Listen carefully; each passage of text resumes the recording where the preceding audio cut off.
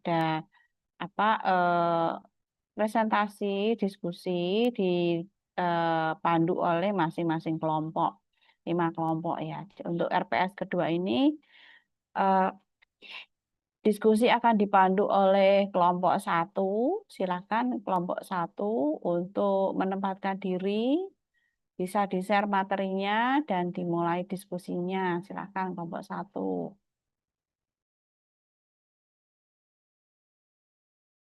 Kelompok satunya siapa ya? Saya Bu. Oke, silakan.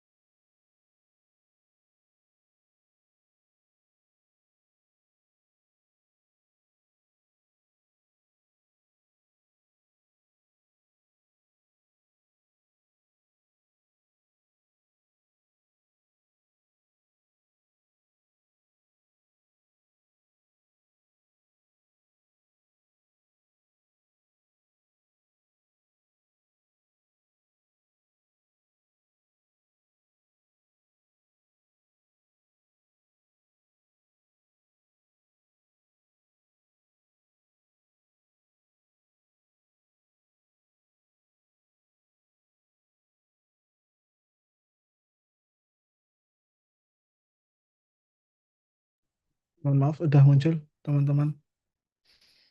Sudah Mas, silakan Halo Mas. Mas. Ya, oke.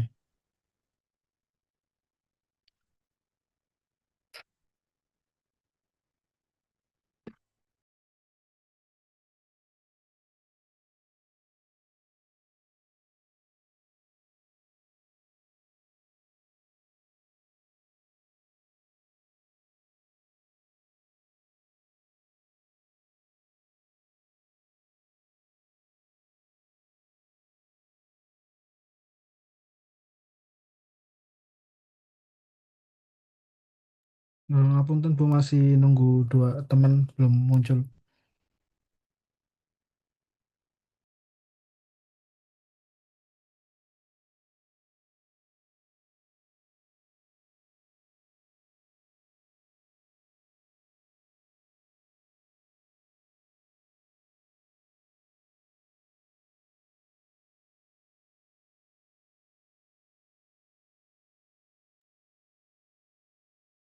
Bisa dicicil mulai Mas, Mas Umam ya, dicicil mulai untuk mempersingkat waktu.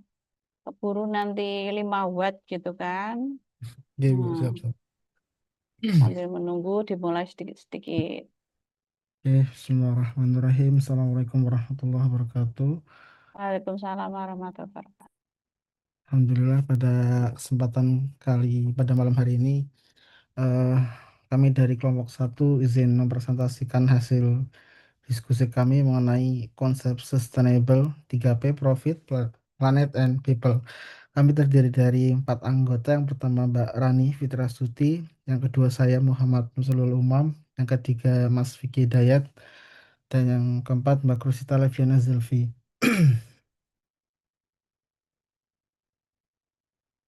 Oke, eh, untuk beberapa yang akan kami bahas, yang pertama mengenai definisi dari sustainability, terus executive summary, terus ada TBL.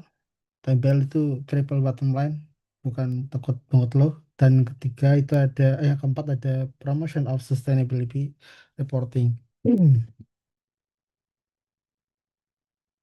Oke. Definisi dan pentingnya sustainability. Sustainability atau keberlanjutan adalah konsep bisnis yang menjalankan operasi saat ini tanpa mengorbankan kemampuan generasi masa depan untuk memenuhi kebutuhan mereka.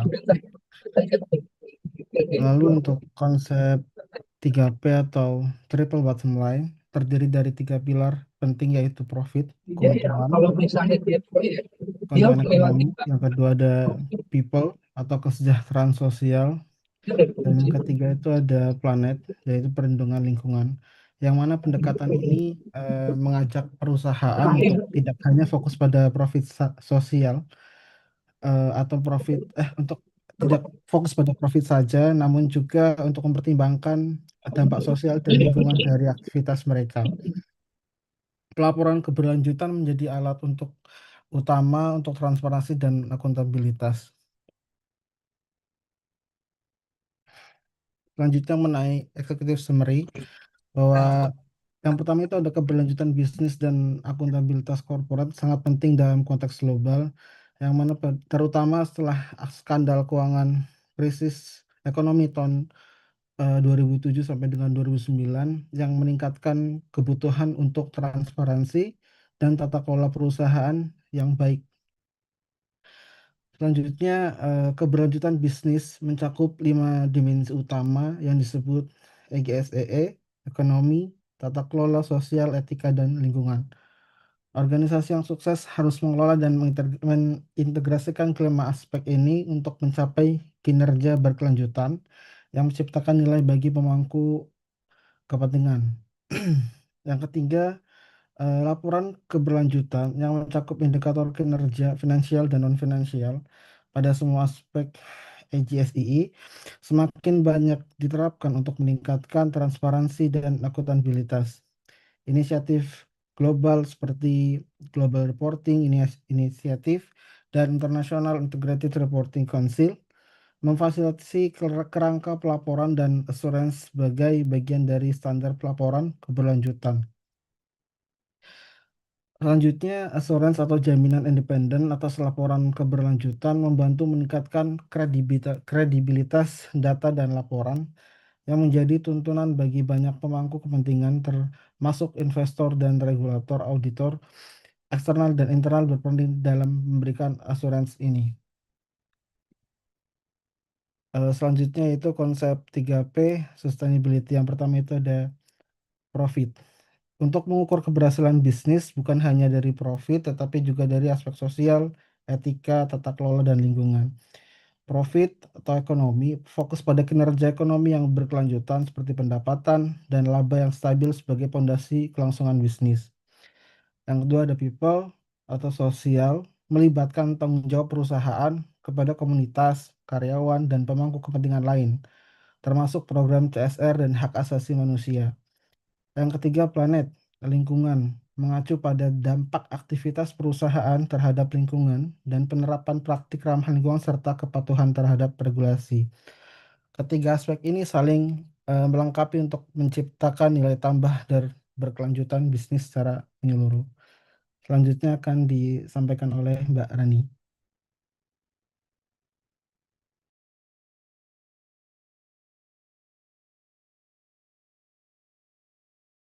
Ya, terima kasih, Mas. Yang selanjutnya adalah pengukuran aspek ekonomi atau profit, ya. Pengukuran kinerja ekonomi menggunakan indikator keuangan seperti laba bersih, pendapatan, kemudian ROE atau Return on Equity dan lainnya. Kemudian di pelaporan ekonomi ini harus dilakukan dengan prinsip transparansi dan akuntabilitas yang tinggi.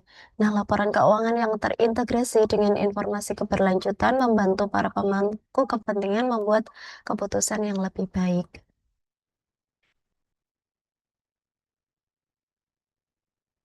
Yang berikutnya adalah pengukuran aspek sosial atau people. Aspek sosial diukur melalui kesejahteraan karyawan, kemudian biasanya ada pelatihan, hak asasi manusia, keterlibatan komunitas, dan pengaruh CSR. Pengukuran ini penting untuk menilai bagaimana perusahaan berkontribusi terhadap masyarakat dan membangun hubungan yang baik dengan para pemangku kepentingan. Untuk selanjutnya yaitu pengukuran aspek lingkungan atau planetnya. Pengelolaan lingkungan Pengelolaan lingkungan diukur dengan KPI seperti emisi karbon, konsumsi energi, pengelolaan limbah, dan konservasi sumber daya alam. Nah, standar yang digunakan ini ISO 1000. Ini dan program seperti apa namanya, untuk European apa ya ini tadi untuk menjadi acuan standar lingkungan dan pelaporan. Nah, audit ini merupakan audit yang dijadikan standar agar laporan yang diberikan oleh perusahaan terkait kebijakan apa namanya pelaporan keberlanjutan ini mengikuti standar global seperti itu. Jadi bisa dipastikan akurasi data yang dilaporkan. Nah, kemudian usefulness of sustainability information. Eh, di sini informasi keberlanjutan membantu pemangku kepentingan dalam mengambil keputusan jangka panjang dan berdampak tidak hanya pada keuntungan finansial, tapi juga keberlanjutan sosial, etika, dan lingkungan perusahaan. Kemudian laporan keberlanjutan mencakup kinerja dalam dimensi ekonomi, tata kelola, sosial, etika, dan lingkungan, memberikan informasi yang transparan dan dapat diandalkan yang digunakan oleh investor, pemegang saham, karyawan, dan masyarakat luas untuk menilai kredibilitas dan tanggung jawab perusahaan. Selanjutnya, informasi keberlanjutan memperbaiki transparansi perusahaan dengan menyajikan data yang lebih komprehensif sehingga laporan keuangan dari laporan konvensional sehingga meningkatkan akuntabilitas strategi bisnis dan mendorong pelaksanaan praktik keberlanjutan yang lebih baik. Pelaporan keberlanjutan yang terintegrasi dengan jaminan independen dari assurance memperkuat kepercayaan pemangku kepentingan terhadap kualitas dan keandalan data yang disampaikan, sehingga mendorong penerapan keputusan strategik yang berorientasi pada masa depan dan keberlanjutan bisnis. Selanjutnya di sini dijelaskan mengenai kerangka pelaporan keberlanjutan. Nah, kerangka keberlanjutan ini terdiri dari dimensi ini tadi nggih, ekonomi, governance, sosial, etika, environmental. Kemudian ada prinsip pelaporannya sehingga menjadikan nilai tambah pelaporan. Nilai tambah laporan. Nah, dari dimensi ini ekonomi, governance, sosial, etikal, dan environmental ini eh, seperti yang dijelaskan tadi bahwa ekonomik ini indikatornya dari laba, pendapatan, kemudian efisiensi sumber daya, kemudian dari governance-nya adalah meliputi tata kelola, kepatuhan, dan akuntabilitas. Kemudian sosialnya ini kita bisa melihat dari kesejahteraan karyawan, komunitas, dan hak asasi manusia, seperti yang dijelaskan tadi. Kemudian etikanya dari etika bisnis, integritas, dan anti fraud. Kemudian dari lingkungan meliputi dari emisi, energi, limbah, dan konservasi. Nah, prinsip-prinsip pelaporannya harus memenuhi dari materialitas, fokus pada isu penting bagi perusahaan dan pemangku kepentingan. Ini masing-masing perusahaan memiliki isu materialitas yang berbeda-beda. Kemudian transparansinya harus memiliki informasi yang jelas dan terbuka. Kemudian akurat, datanya valid dan dapat diverifikasi. Kemudian konsistensinya yaitu periode dan metode pelaporan yang sejalan. Nah, kemudian mengenai nilai tambah pelaporannya, di mana harus integratif, yaitu menggabungkan antara indikator finansial dan non-finansial. Di sini juga ada jaminan independen, internal dan eksternal auditor. Kemudian keandalannya yaitu meningkatkan kepercayaan investor, regulator, dan harapannya adalah kepada masyarakat. Selanjutnya akan disampaikan oleh Mbak Levi. Terima kasih. Terima kasih Mbak Rani. Untuk selanjutnya,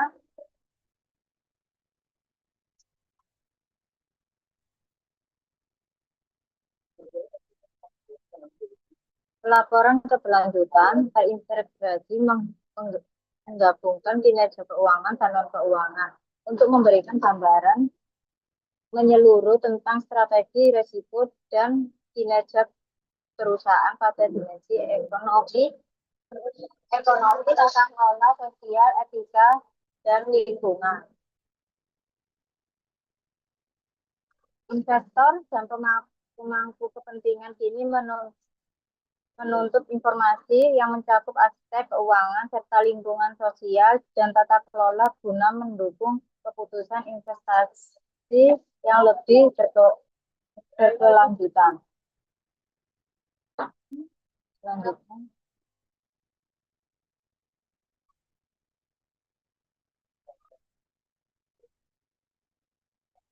Pelaporan ini meningkatkan transparansi dan akuntabilitas dengan mengaitkan data keuangan dengan faktor keberlanjutan yang mempengaruhi nilai jangka panjang ke perusahaan.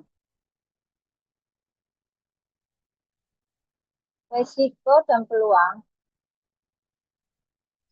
Kerangka pelaporan terpadu juga membantu manajemen dalam pengolahan risiko dan peluang secara efektif dengan mengintegrasikan kinerja ekonomi dan non-ekonomi dalam strategi bisnis. Selanjutnya.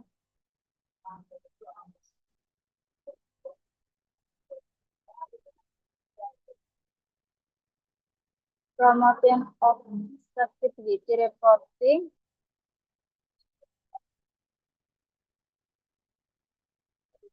Promosi pelaporan keberlanjutan dilakukan melalui regulasi di berbagai negara dan standar Global Reporting Initiative atau GRI sebagai kerangka utama untuk konsistensi dan keterbandingan laporan.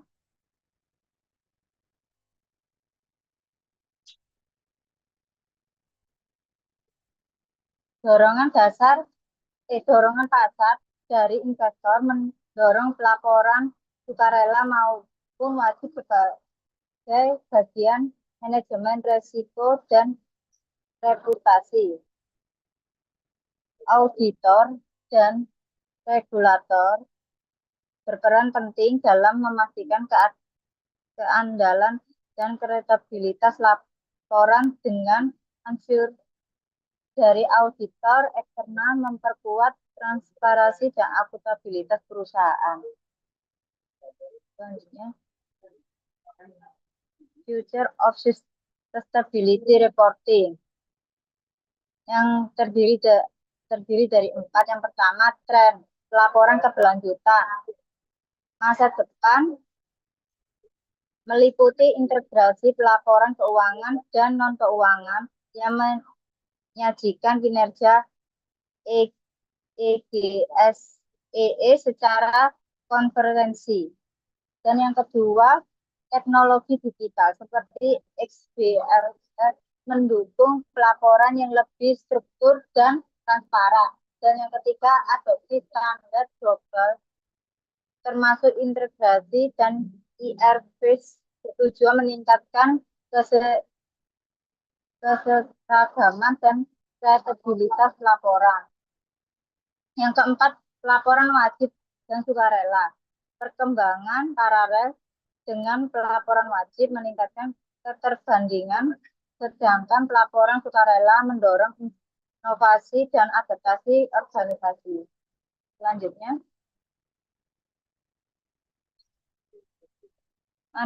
mandatority versus voluntary sustainability reporting. Untuk mandatory, dasarnya regulasi pemerintah atau otoritas pasar modal. Tujuannya kepatuhan hukum perlindungan investor dan keterbandingan. Isinya itu standar minimum MIS GRI regulasi nasional. Contohnya laporan ESG wajib di Eropa dan Indonesia OJK atau IDX. Kredibilitasnya tinggi karena diawasi regulator dan sering diaudit. Untuk voluntary sukarela inisiatif perusahaan sendiri, meningkatkan reputasi, transparansi, dan kepercayaan publik. Isinya lebih fleksibel dan menyesuaikan kebutuhan perusahaan. Contohnya pelaporan berbasis GRI sukarela oleh perusahaan global. Kredibilitasnya tergantung komitmen perusahaan dan Azure. Selanjutnya,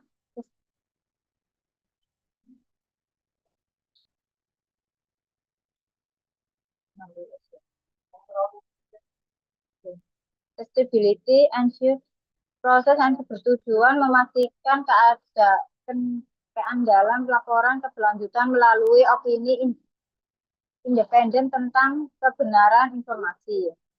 Terus tingkat ensure bervariasi dari verifikasi terbatas hingga audit penuh. Dan yang ketiga, ensure dapat dilakukan oleh auditor internal atau eksternal. Dengan auditor eksternal lebih dipercaya karena independensinya. Dan yang keempat, pelaksanaan mengikuti standar global seperti ISO 3000 dan AA1000. Selanjutnya disampaikan oleh Mas Diki. Baik, terima kasih. Jadi untuk internal control relevant to sustainability performance, untuk pertama yaitu pengendalian internal tidak hanya mencakup laporan keuangan saja, tetapi juga aspek sosial, etika, dan lingkungan untuk menjamin integritas pelaporan keberlanjutan. Selanjutnya kemudian standar pengendalian keuangan sudah mapan dan diatur melalui regulasi seperti SOX dengan audit internal dan eksternal yang ketat. Pengendalian untuk aspek sosial, etika, dan lingkungan masih dalam pengembangan tanpa standar global dengan seragam. Namun penting untuk membangun kepercayaan dan meningkatkan kualitas pelaporan non-keuangan. Untuk efektivitasnya, efektivitas pengendalian internal berperan dalam pengelolaan risiko berkeberlanjutan, kepatuhan serta transparansi dan akuntabilitas. Dewan Direksi khususnya Komite Audit bertanggung jawab mengawasi sistem pengendalian internal agar efektif dan dapat dipercaya. Selanjutnya,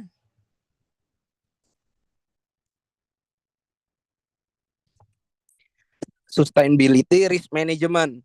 Manajemen risiko berkeberlanjutan mencakup risiko strategis, operasional, dan kepatuhan, reputasinya, dan finansial yang berkaitan dengan pencapaian tujuan keberlanjutan perusahaan. Perusahaan juga perlu mengidentifikasi dan mengelola risiko serta peluang keberlanjutan secara efektif untuk menjaga keberlangsungan bisnis dan meningkatkan kinerja di semua dimensi keberlanjutan, mulai dari ekonomi, tata kelola, sosial, etika, dan lingkungan. Untuk selanjutnya yaitu action item, yaitu pertama yaitu tetapkan komitmen kuat dari pemimpin tertinggi perusahaan, biasanya CEO, untuk mendukung program keberlanjutan. Selanjutnya yaitu fokuskan strategi bisnis pada semua dimensi keberlanjutan yang komprehensif melalui ekonomi, tata kelolanya, sosial, etika, dan lingkungan. Untuk identifikasi dan kelola risiko keberlanjutan secara jelas dan sistematis untuk mengoptimalkan peluang sekaligus mitigasi ancaman terhadap keberlangsungan bisnis. Kemudian selanjutnya yaitu gunakan standar global yang terbaik untuk pelaporan keberlanjutan dan assurance guna meningkatkan transparansi, kredibilitas, dan konsistensi pelaporan. Untuk yang terakhir yaitu meningkatkan komunikasi. Ini sangat penting, tingkatkan komunikasi dan keterlibatan dengan semua pemangku kepentingan untuk memperkuat dukungan atau kepatuhan terhadap praktik keberlanjutan itu sendiri. Untuk selanjutnya, slide selanjutnya adalah kelebihan dan kekurangan.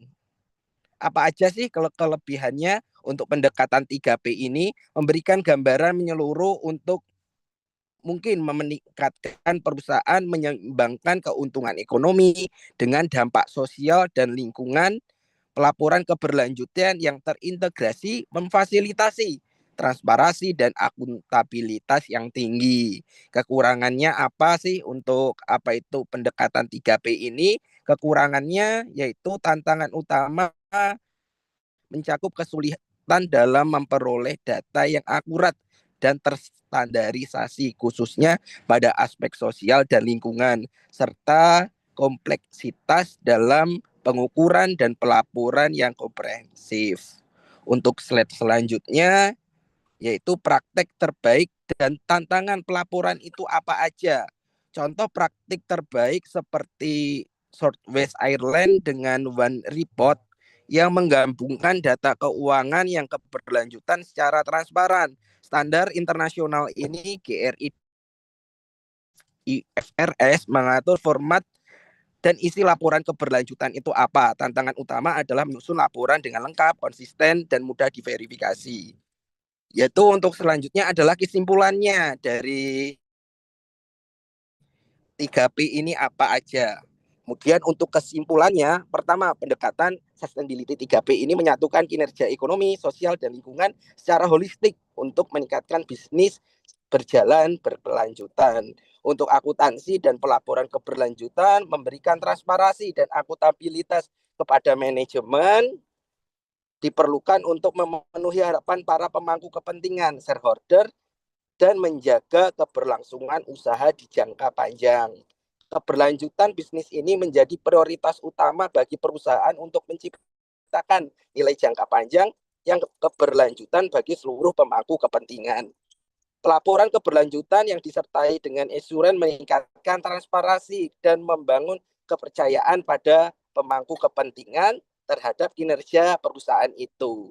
Kemudian perusahaan ini disarankan mengadopsi kerangka kerja EGSEE, yaitu ekonomi, tata kelola, sosial, etika, dan lingkungan sebagai dasar pelaporan dan akuntabilitas untuk memastikan pencapaian kinerja keberlanjutan secara menyeluruh.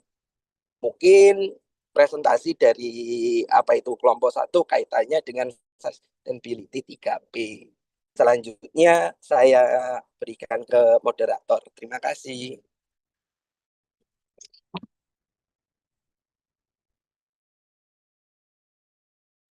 Terima kasih Mas Vicky dan teman-teman yang sudah membantu presentasi. Saya persilakan kepada teman-teman yang ingin bertanya kepada kelompok kami. Mungkin 3 pertanyaan dulu nggih, Budista. Nggih, 3 dulu aja nanti bahas. 3 dulu bahas. Oke, Bu, siap.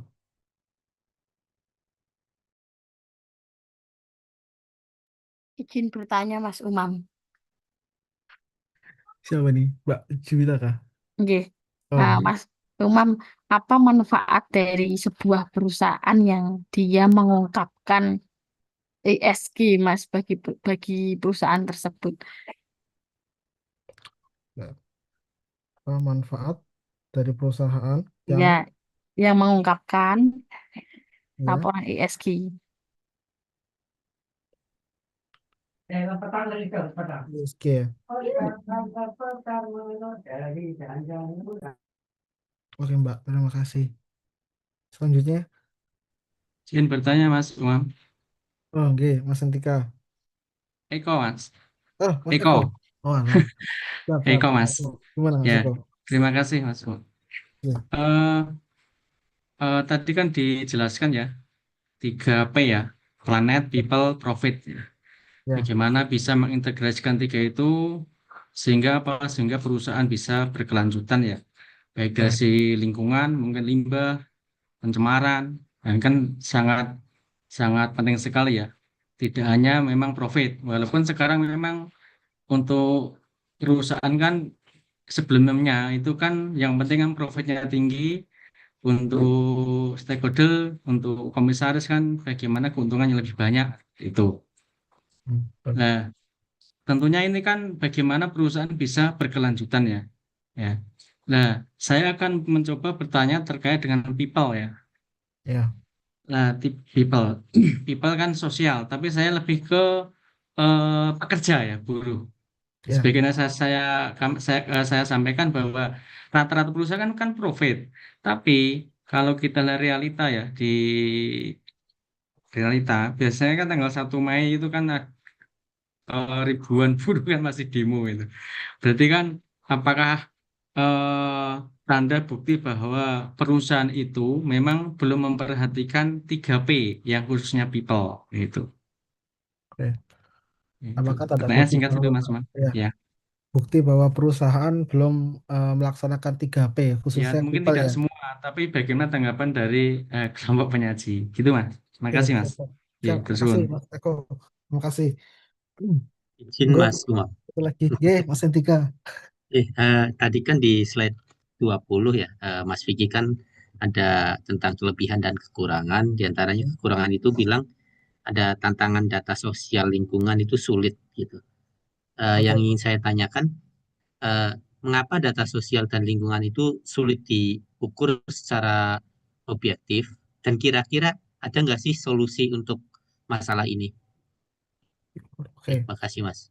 Oke. Jadi pertanyaan kan tadi kan dijelaskan mengenai kelebihan dan kekurangan dan dan kekurangannya kan tantangan data sosial itu sulit.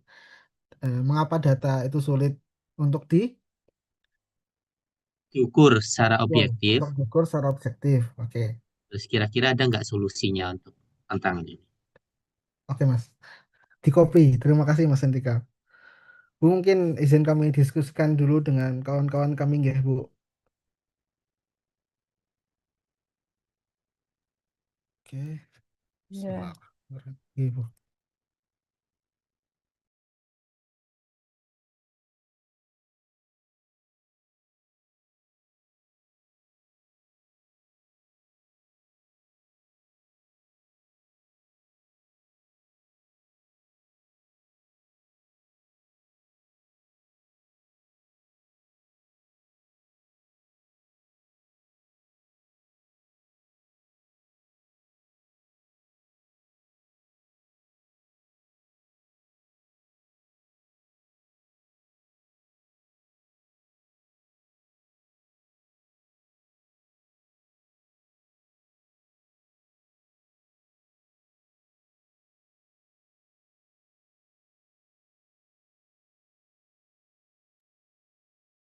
Mas Umam mungkin bisa dilanjut buka sesi 2 gitu. Jadi pembagian kelompoknya ada yang memang membahas, mendiskusikan jawabannya, ada yang kemudian menampung pertanyaan. Nanti kalau ada langsung dijawabkan gitu.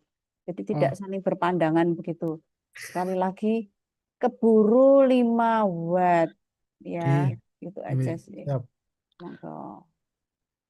Ibu, ya monggo teman-teman barangkali ada yang mau bertanya lagi.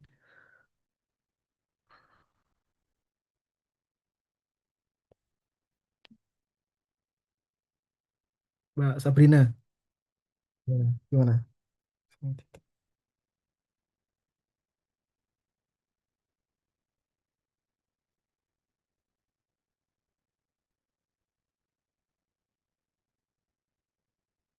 Ya.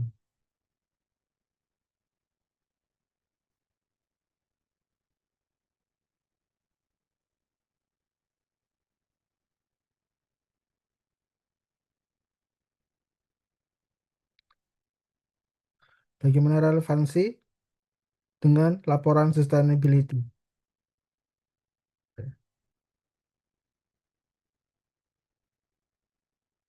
Oke, baik Mbak Sabrina, terima kasih. Ada lagi teman-teman? Izin bertanya, Mas Umang. Siapa nih? Mbak Pratiwi. Pratiwi, iya. Nah, oke, gimana Mbak? Eh, Tadi kan dijelaskan ada kerangka EGSEE ya. Ya. Itu di kerangka itu digunakan untuk apa? Terus kemudian hubungannya antara pelaporan keberlanjutan dengan tata kelola perusahaan itu apa? Terima kasih. Oke, kerangka AGSEE itu digunakan untuk apa, serta hubungan laporan keberlanjutan dan tata kelola itu untuk apa? Iya, Mas.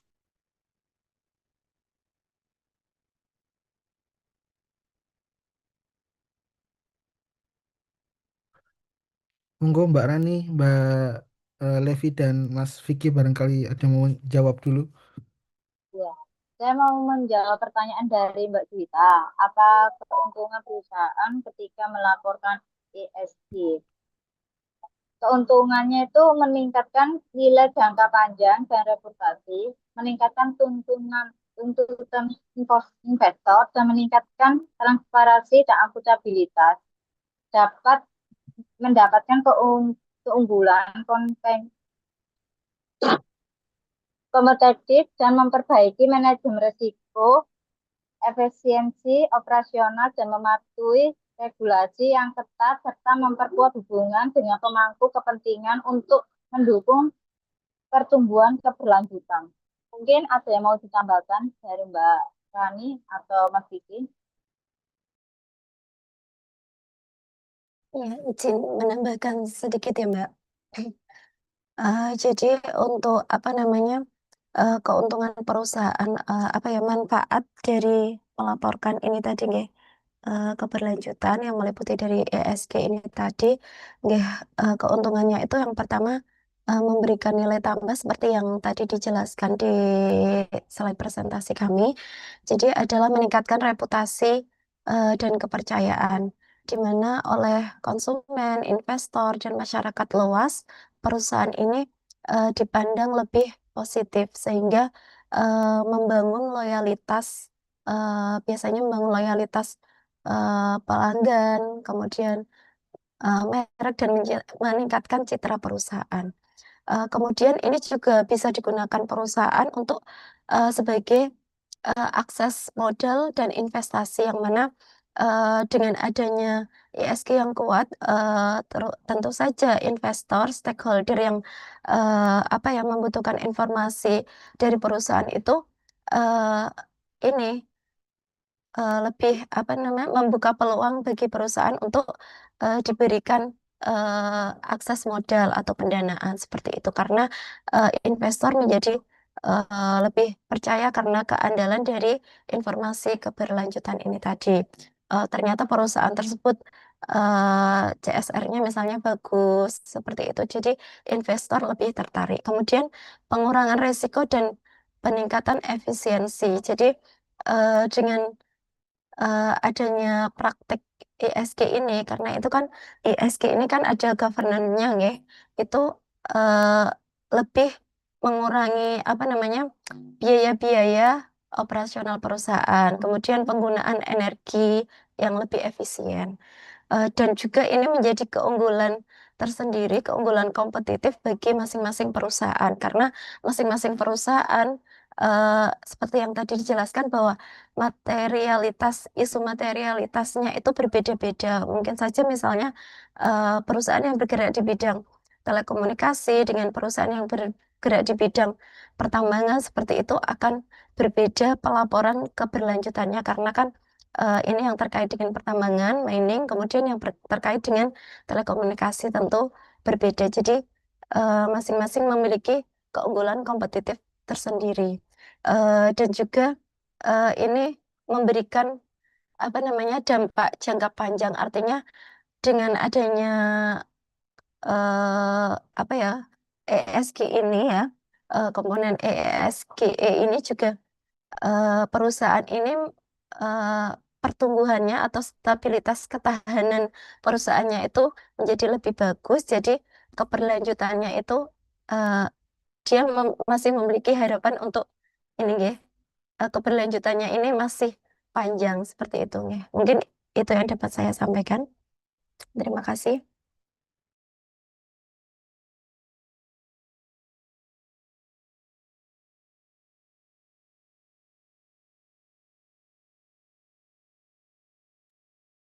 Oke, terima kasih Mbak Levi dan Mbak Rani ya. Jadi yang baru terjawab baru Mbak Juwita. Mbak Juwita, Sudah nah cukup. cukup Mbak. Ya, sangat cukup. Oke, siap. Makasih Mbak. Saya izin jawab untuk yang apa itu tadi aspek ekonomi dan sosial. Kenapa dianggap sulit diukur secara objektif ya Mas ya? Tadi ada pertanyaan kaitannya dengan hal itu. Betul, dalam konsep 3P, Sustainability, People, Planet, dan Profit, aspek ekonomi dan sosial sering dianggap sulit diukur secara objektif. Berbeda dengan aspek lingkungan yang lebih mudah karena ada indikator kuantitatifnya, misal emisi CO2-nya, konsumsi energi, atau limbahnya. Alasannya apa? Untuk aspek ekonomi, yang pertama adalah ukuran berbeda-beda. Tidak semua organisasi memiliki standar yang sama untuk mengukur keberlanjutan ekonomi. Ada yang pakai profit, ada yang pakai efisiensi biaya, ada juga yang pakai kontribusi ekonomi ke masyarakat atau CSR. Kemudian untuk datanya sendiri bersifat relatif. Laporan keuangan bisa dipengaruhi kebijakan akuntansinya, inflasi, dan perbedaan standarnya pakai PSAK atau IFRS. Kemudian bersifat jangka panjang. Keberlanjutan ekonomi tidak hanya soal keuntungan tahunan, tapi daya tahan bisnis dalam jangka panjang yang sulit diukur dengan angka langsung. Kemudian untuk aspek ekonominya, aspek sosialnya lebih kualitatif. Hal-hal seperti kesejahteraan karyawan, kepuasan pekerja, hak asasi manusia, keadilan gender, dan dampak sosial lebih banyak dinilai dengan persepsi, survei, atau studi kasus, bukan angka pasti. Selanjutnya, aspek sosial adalah subjektivitas tinggi. Indikator sosial sering tergantung pada standar nilai budaya, core value organisasi itu, norma masyarakat, dan ekspektasi shareholder yang berbeda-beda. Untuk aspek sosial selanjutnya adalah sulit dibandingkan antar perusahaan. Misal kesejahteraan karyawan di PTA belum tentu sama standar pengukuran dengan perusahaan B. Untuk yang ketiga, kenapa sih sulit diukur? Kurangnya standarisasi global. Walaupun ada pedoman seperti GRI, banyak perusahaan masih memilih indikator sendiri sesuai kepentingannya, sehingga pengukuran tidak selalu objektif dan konsisten. Singkatnya, untuk yang ekonomi sulit objektif karena indikatornya relatif dan berorientasi jangka panjang. Kalau untuk sosialnya sulit objektif karena bersifat kualitatif, subjektif, dan sangat konstekstual. Berikut sih Mas untuk penjelasan sedikit dari saya. Ya, izin menambahkan ya, Mas Umam ya. Jadi kalau apa tadi dari pengukuran apa namanya dari aspek data sosial ya dan lingkungan itu sulit diukurnya sudah dijelaskan oleh Mas Vicky. Jadi solusinya seperti apa di dalam pelaporan keberlanjutan ya Mas Sentika. Pelaporan keberlanjutan ini biasanya oleh perusahaan ini kan mengikuti kerangka internasional ya, standar internasional seperti yang dijelaskan tadi bisa menggunakan GRI standar, kemudian ISSB, IFRS, kemudian SASB juga biasanya. Kemudian kalau di Indonesia sendiri ini menggunakan apa namanya panduan dari OJK. Nah, di situ kan sudah ditetapkan standar-standar atau indikator-indikator yang wajib apa namanya dilaporkan di dalam laporan keberlanjutan.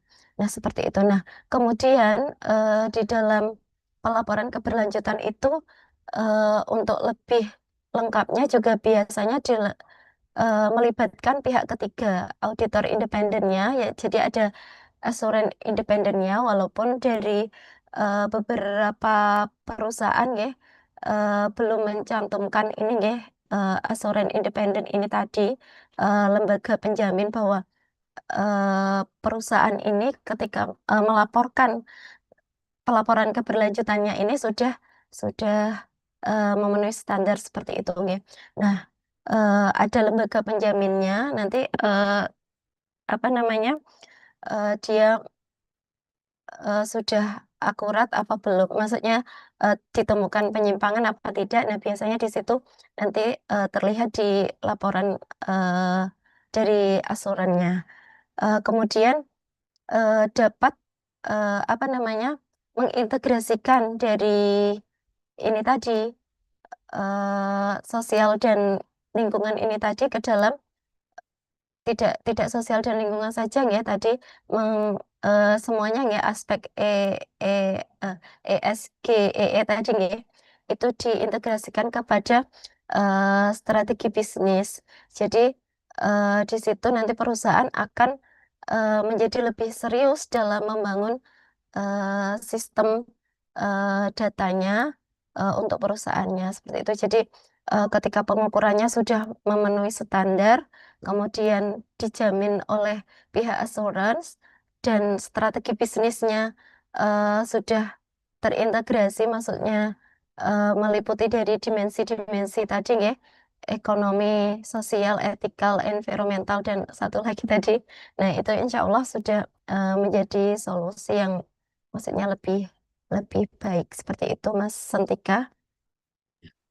Berarti kesulitan pengukuran sosial lingkungan itu biarpun nggak sekuat apa dan seobjektif data keuangan, tapi bisa dikurangi dengan tadi Mbak Rani bilang standarisasi, teknologi dan asuransi independen gitu ya.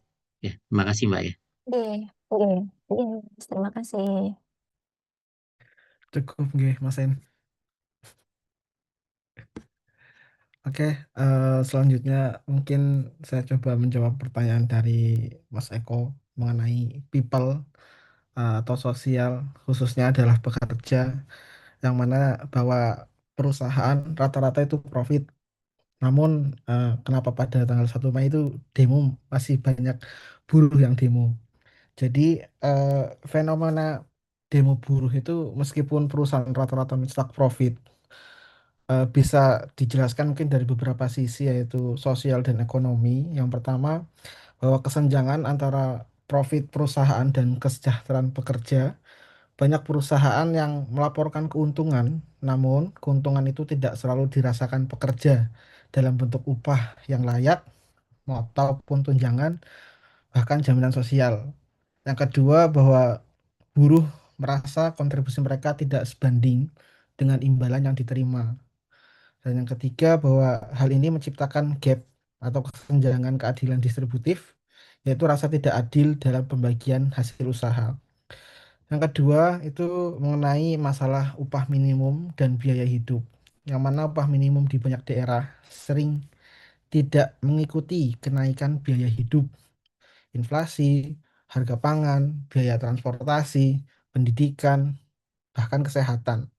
Yang mana akibatnya, meskipun perusahaan itu profit, buruh tetap selalu memenuhi kebutuhan dasar. Dan itu buruh akan merasa sulit. Demo muncul sebagai tekanan kolektif untuk menyesuaikan upah dengan kebutuhan yang nyata. Yang ketiga, bisa berhubungan dengan perlindungan dan hak pekerja, yang mana banyak buruh menuntut kepastian kontrak kerja. Banyak sistem outsourcing atau PKWT, yang mana buruh juga menuntut perlindungan kesehatan, keselamatan kerja, hingga jaminan pensiun. Yang mana belum semua perusahaan menerapkan hal itu, dan perusahaan juga sering tidak fokus pada efisiensi dan cost reduction, sehingga hak-hak ini dikurangi. Mungkin ada beberapa solusi, itu ada solusi dari sisi perusahaan maupun dari pemerintah dan sisi serikat pekerja, bahwa keadilan dalam distribusi profit yang pertama itu dari sisi perusahaan, membuat sistem insentif atau bonus berbasis kinerja atau profit sharing. Upah tidak hanya sebatas UMR, namun mempertimbangkan kontribusi produktivitas pekerja.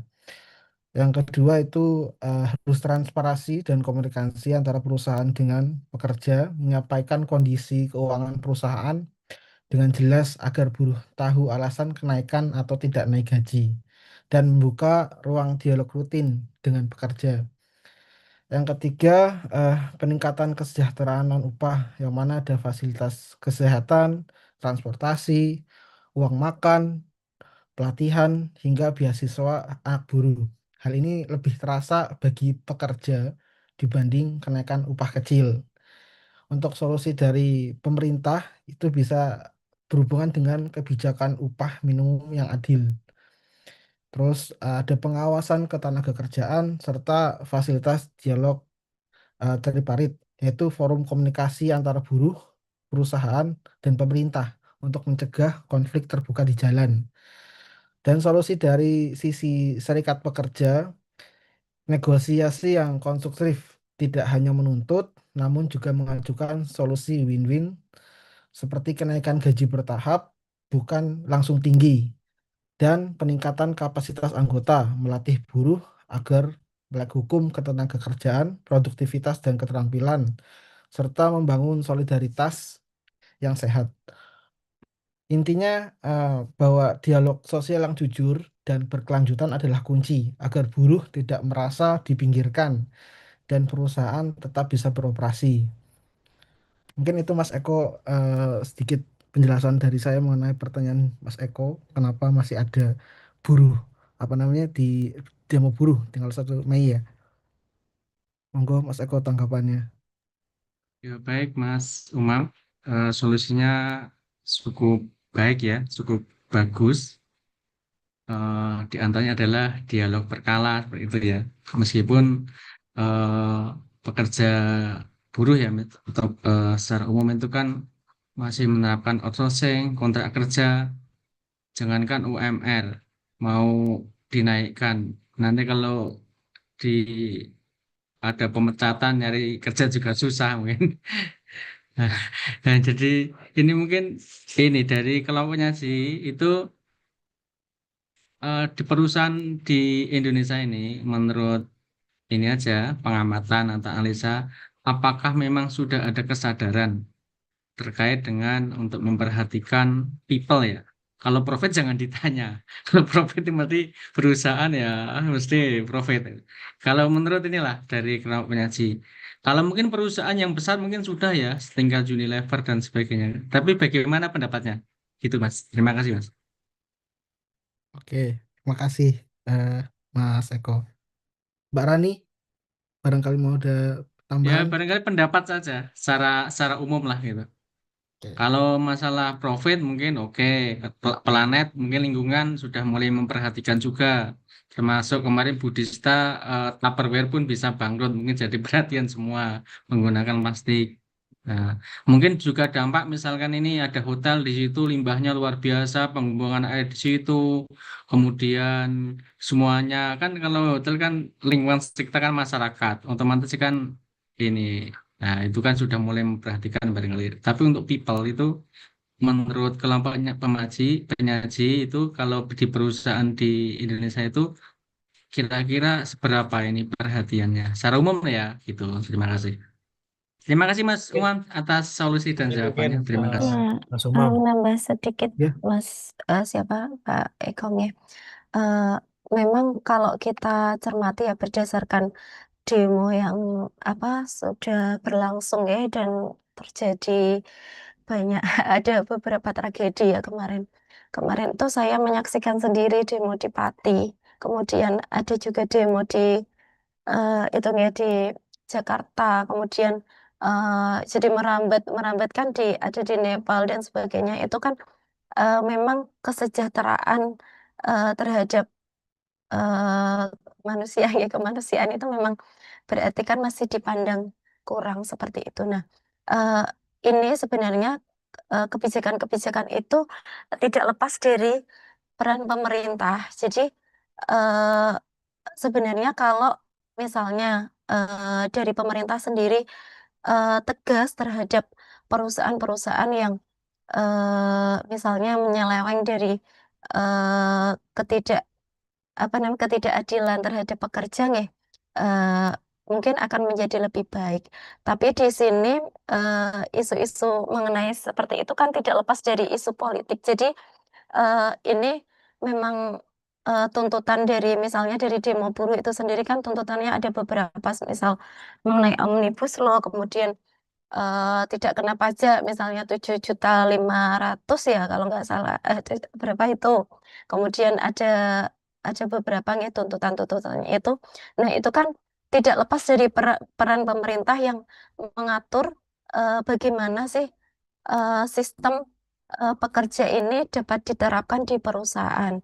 Jadi jika peraturan itu terlaksana dengan baik ya dari perusahaan kepada perusahaan juga, maka hal tersebut dapat dikurangi. Hanya saja kan sekarang itu kalau ada apa namanya permasalahan seperti itu, kemudian ada demo tapi tidak didengarkan, tidak ada solusi, nah itu maka akan menjadi semakin besar dan dimanfaatkan oleh pihak-pihak yang tidak bertanggung jawab. Jadi memecah persatuan bangsa seperti itu. Jadi tidak hanya murni pada pekerja saja, lingkupnya menjadi lebih luas di regional, nasional, regional, kemudian internasional seperti itu ya.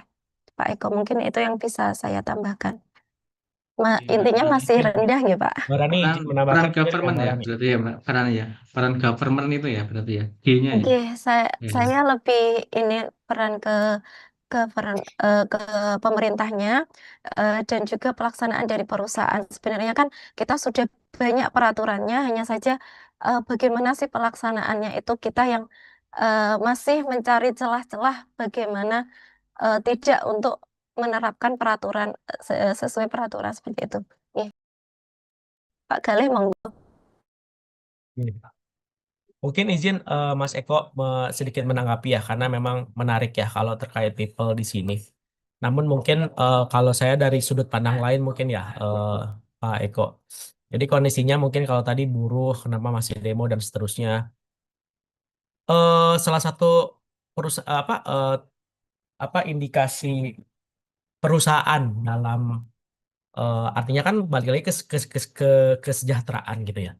Kalau kita ngomong masalah kesejahteraan, berarti artinya yang harus dilakukan perusahaan adalah justru malah bagaimana kebijakan remunerasinya dia, lalu bagaimana terkait bagaimana dia untuk membuat si perusahaan itu profit, si manajemen itu membuat itu perusahaan itu profit, dan bagaimana membagi profit ini ke dalam bentuk bonus ke karyawan ataupun ke dalam bentuk remunerasi lainnya ke karyawan ya, di luar gaji rutin tentunya gitu. Termasuk juga mungkin untuk menaikkan gaji di atas UMR dan seterusnya.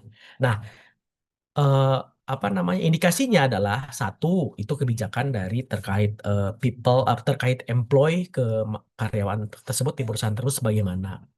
Lalu yang kedua bagaimana ada PKB atau perjanjian kerja bersama antara serikat pekerja dengan si manajemen gitu ya. Nah kalau POV saya sih bagaimana si perusahaan memperhatikan people dan hubungannya dengan masalah menghindari demo dan seterusnya itu tadi bagaimana satu bagaimana perusahaan itu menjalankan profit, yang kedua bagaimana setelah profit si profit tersebut bagaimana bisa dirasakan oleh karyawan. Tapi kalau menurut saya jika POV-nya itu sehubungan dengan keberlanjutan gitu ya, mungkin di sini justru praktik di perusahaannya itu lebih ke arah ke CSR-nya gitu, ke CSR untuk bagaimana perusahaan itu bisa menyentuh masyarakat. Jadi pemberdayaan UMKM, pendidikan, kesehatan, lingkungan gitu ya. Terus habis itu juga kalau internalnya mungkin di K3-nya, keselamatan, kesehatan, kerja, kesetaraan gender, pengembangan karir gitu ya. Namun memang implementasinya mungkin masih beragam ya bagaimana tergantung itu perusahaannya ada di tier 1, 2 atau 3 gitu. Memang tantangannya itu memang masih ada ya perusahaan yang fokus utamanya pada profit sehingga memang aspek people itu memang hanya jadi tambahan gitu. Jadi dalam tanda petik itu mungkin dieksploitasi gitulah. Terkesannya seperti itu karena memang ini perusahaan profit, tapi kenapa nggak dirasakan oleh karyawan? Itu balik lagi berarti bagaimana kebijakan di internalnya khususnya dalam terkait hubungannya terkait employee dan juga bagaimana perjanjian kerja bersama dengan serikat pekerjanya. Mungkin itu sedikit tambahan dari saya, Pak Eko. Terima kasih. Pertanyaannya menarik menurut saya terkait people ini. Mbak Rani, makasih. Sama-sama Baik, Pak. terima kasih Mas Gale. Ini saya malah dapat inspirasi ya, dapat ide apa namanya? Tadi ya sepakat sekali ya bahwa people kan tidak terkait dengan hanya remunerasi employer, tapi kan bagi itu keselamatan kerja kan gitu ya, termasuk gender itu. Coba kita kita hubungan dengan profit sedikit ya. Jadi begini, tadi kan saya sepakat ya bahwa bagaimana di situ tidak hanya peran dari perusahaan, tapi juga dari government, kebijakan contohnya. Contoh simpel gini teman-teman ya.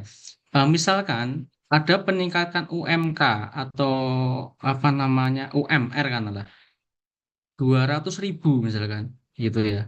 Itu mungkin dinilai sangat kecil ya. Tapi di sisi firmnya perusahaan itu bisa jadi sangat memberatkan karena di situ mungkin karyawannya tidak hanya ribuan, seluruh Indonesia bisa jadi berjuta-juta atau berapa puluh ribu ya per perusahaan. Itu mungkin sangat berdampak sekali.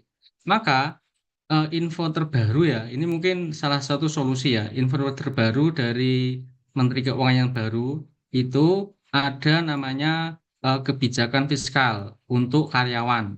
Kalau sebelumnya itu batasan 4,5 juta itu tidak kena pajak, jadi di atas kena pajak lah. Sekarang mau dinaikkan 10 juta.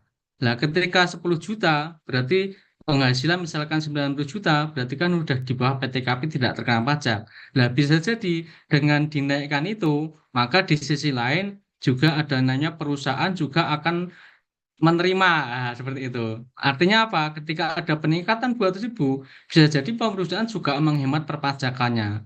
Makanya sepakat ya dari diskusi ini bahwa peran government, perusahaan terkait dengan people ya, itu menurut saya juga sangat sangat bagus sekali itu. Terima kasih atas jawabannya dan solusi dari teman-teman. Terima kasih.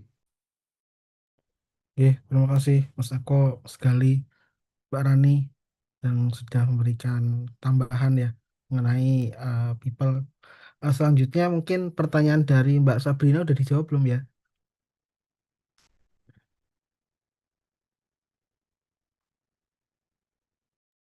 Mbak Rani belum ya? Oke. Eh, jadi pertanyaannya kan mengenai relevansi antara apa ISO 14.000 dengan pelaporan sustainability. Jadi ISO 14.000 itu kan sebuah kelompok standar internasional yang membahas sistem manajemen lingkungan. Standar yang paling dikenal yaitu ISO 14001 yang menetapkan kerangka kerja perusahaan untuk mengelola dampak lingkungannya secara sistematis. Relevansi dengan pelaporan keberlanjutan yang pertama itu sebagai fondasi lingkungan dalam sustainability. Yang mana pelaporan keberlanjutan contohnya itu ada GRI, ESG, dan EGSEE biasanya mencakup aspek people, sosial, planet, dan profit. Terus yang kedua itu eh, menjadi alat ukur yang kredibel untuk menunjukkan bahwa planet atau lingkungan sudah dikelola sesuai dengan standar global. Selanjutnya itu meningkatkan kredibilitas laporan. Jika perusahaan sudah tersertifikasi yang tadi ISO 14.000, maka data lingkungan seperti emisi, limbah, penggunaan energi, air, dan lain-lain dalam laporan berkelanjutan lebih dipercaya.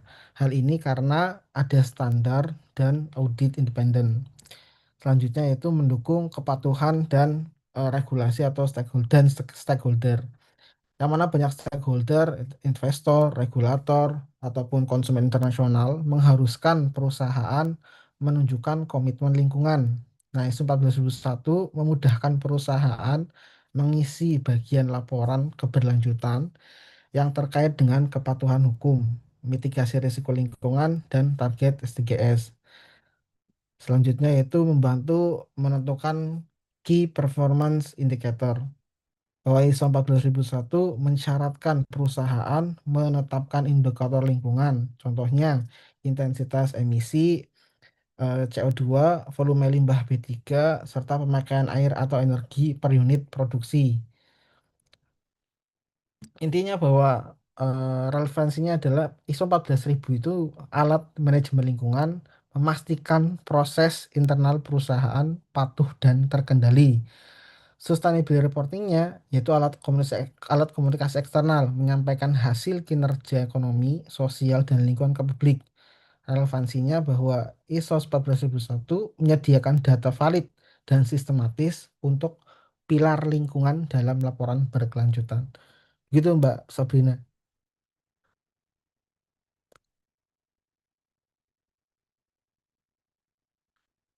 Cukup ya. Oke, makasih. Mungkin cukup Bu diskusi bareng Gus Dista. Udah kurang Oke, satu. sudah. Kelompoknya Sus, Mbak Pratiwi tadi udah Punya jawab saya belum? belum dijawab. Belum, kurang satu. lama. Loh, kok cepetan kukut. Monggo Mbak Rani, Mbak Levi sama Mas Vicky bisa membantu. Pertanyaannya tadi apa Mas Mas Mas Umam? Kerangka XC itu untuk apa? Terus Ya, hubungan antara CG dan SR gitu toh Mbak Pratiwi tadi kalau nggak salah. ya, digunakan untuk apa? Sundung luar ya. Mbak.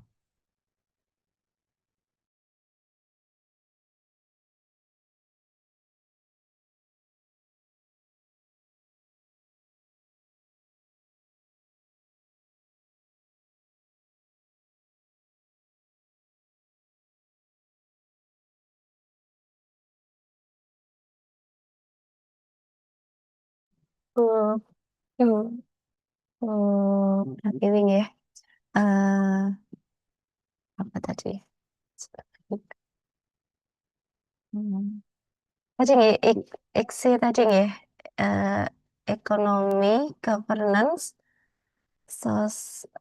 sosial, etikal, dan environmental nggih. Seperti yang dijelaskan di slide tadi ya, slide-nya sudah hilang. Slide-nya sudah hilang. Itu tadi ada beberapa apa ya indikatornya. Misalnya dari eh, ekonomi tadi, misalnya kita ukur dari laba bersih seperti itu. Kemudian dari misalnya dari environmental adalah emisi. Kemudian dari apa namanya untuk eh, etikanya, misalnya perusahaan berkomitmen terhadap anti fraud seperti itu nggih. Nah, eh, mengapa perusahaan perlu menerapkan itu? Seperti itu nggih pertanyaannya tadi.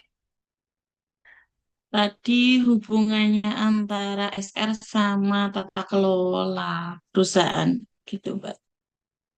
Hubungan antara SR dengan tata kelola. Nggih.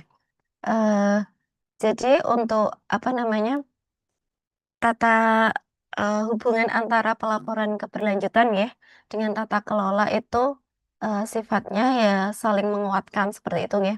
Jadi dengan adanya tata kelola yang baik, eh, governance tadi ya, tata kelola yang baik itu akan mendorong kualitas pelaporan keberlanjutan.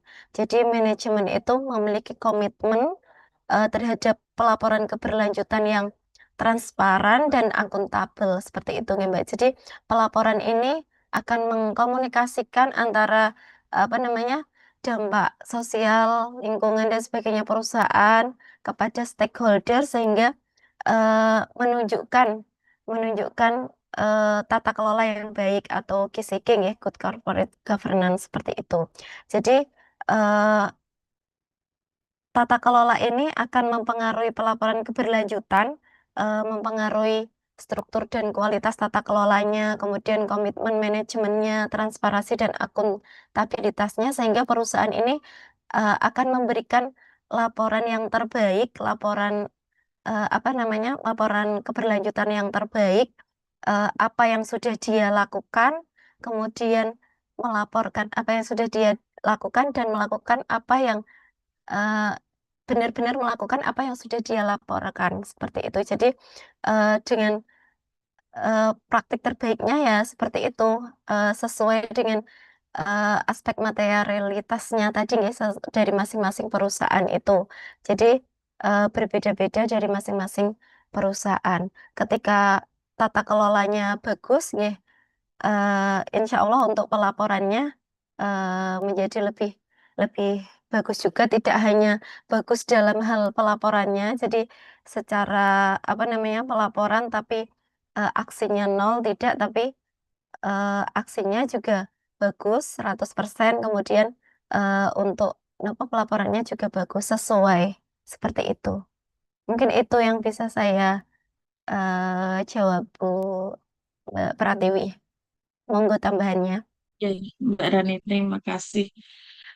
Kalau untuk itu hubungannya tadi kan Mbak Rani sampaikan hanya untuk apa laporan yang sudah terjadi kan gitu. Sebenarnya itu kan kita kan kalau SR itu kan keberlanjutan ya. Berlanjutan dengan tata kelola yang baik. Berlanjutannya kan berarti mereka punya target untuk tertentu di bidang tertentu itu tadi sih. Teman dari saya kurang lebihnya itu sih. Intinya pasti eh dengan pembuatan SR itu ada untuk yang kedepannya gitu, target kedepannya gitu, Mbak. Terima kasih.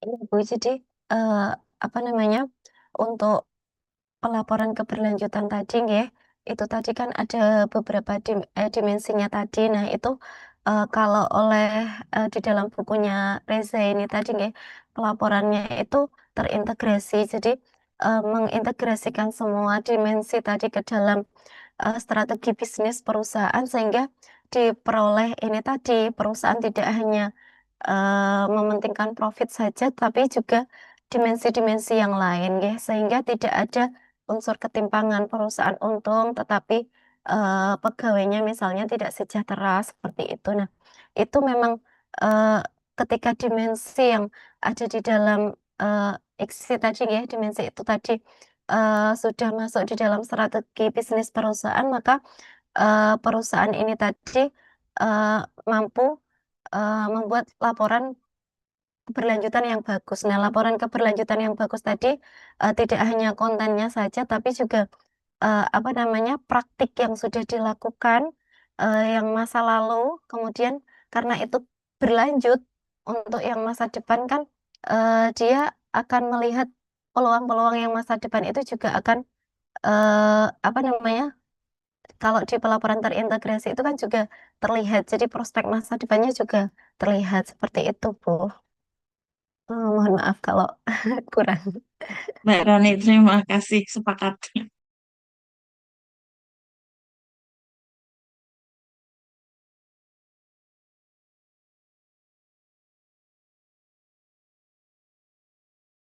Mas Umam, monggo Mas Umam, mungkin ada teman-teman yang lain.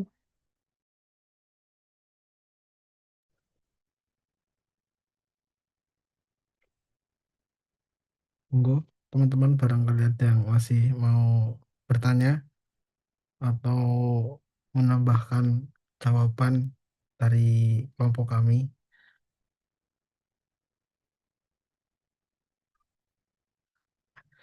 Mungkin saya kira sudah cukup nih Bu untuk presentasi dari kelompok 1 mengenai konsep 3P.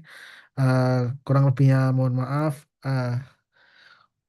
Wabillahi taufiq walhidayah. Assalamualaikum warahmatullahi wabarakatuh. Waalaikumsalam warahmatullahi Waalaikumsalam wabarakatuh. warahmatullahi wabarakatuh. Terima kasih kelompok 1, PPT-nya udah bagus, mencakup semua yang ada di bab yang bersangkutan ya. Jadi menjawab.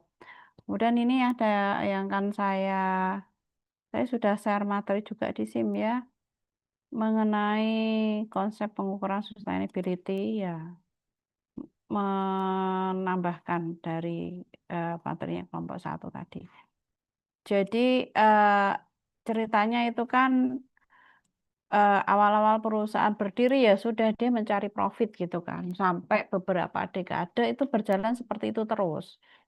Kemudian muncul polusi, banyak dikeluhkan, eh, akhirnya muncul kesadaran bagaimana sih kok perusahaan itu ya jangan semata-mata cari untung, cari profit, tapi juga harus memperhatikan lingkungan sekitar. Maka muncullah wacana yang namanya tanggung jawab sosial, CSR, Corporate Social Responsibility, bahwa perusahaan itu ya jangan tanggung jawab untuk nyari untung saja, tapi ya tanggung jawab dong dia di mana dia berada ya dia harus memperhatikan lingkungan sekitar. Namanya tanggung jawab sosial dan lingkungan. Dia harus bertanggung jawab pada sosial dan lingkungannya. Dan awal-awal mulanya itu kan memang sukarela ya, sukarela. Tapi kemudian dirasa dampaknya bagus, keluar berbagai macam kebijakan, aturan yang mana mewajibkan adanya CSR. Di Indonesia juga sama ya.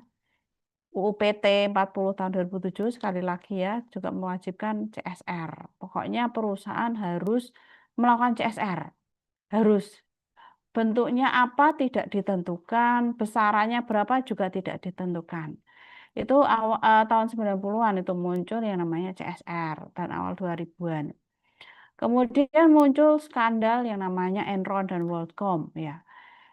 Enron dan WorldCom itu ya meluluhlantakan dunia industri yang tadinya megah, banyak profit, banyak orang yang ingin masuk ke dunia industri, tapi kemudian luluh lantak gara-gara skandal Enron dan WorldCom itu, sehingga muncul wacana baru, gimana sih kalau perusahaan-perusahaan yang ada itu juga tidak hanya cari laba, tidak hanya ya sudah dia melakukan tanggung jawab sosial, tapi dia juga memastikan bahwa perusahaan itu dikelola, dimanage dengan baik.